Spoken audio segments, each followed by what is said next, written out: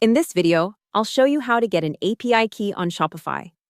First, it helps to understand what people usually mean when they say Shopify API key. In many cases, they're talking about the app credentials used to connect an app or integration to a Shopify store. Depending on the setup, this can involve a client ID, client secret, and sometimes an access token. If you're building or managing an app, start by opening your Shopify Developer area or the dashboard where your app is set up.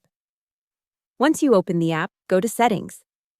This is usually where Shopify shows the main app credentials connected to that app. Inside that section, you should see values like the client ID and client secret. The client ID is often the value people refer to as the API key.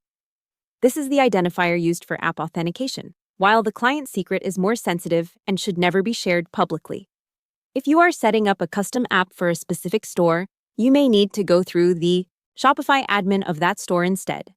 In that case, create the custom app, choose the permissions or access scopes it needs, and then generate the credentials from there.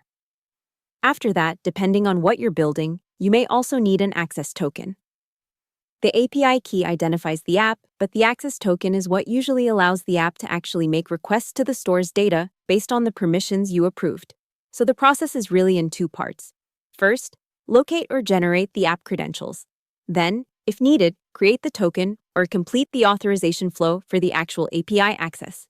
And before you start using the API, always review the permissions carefully so the app only has access to what it really needs. That's how to get an API key on Shopify. Hope the tutorial was helpful. Subscribe to my channel and see you in the next video.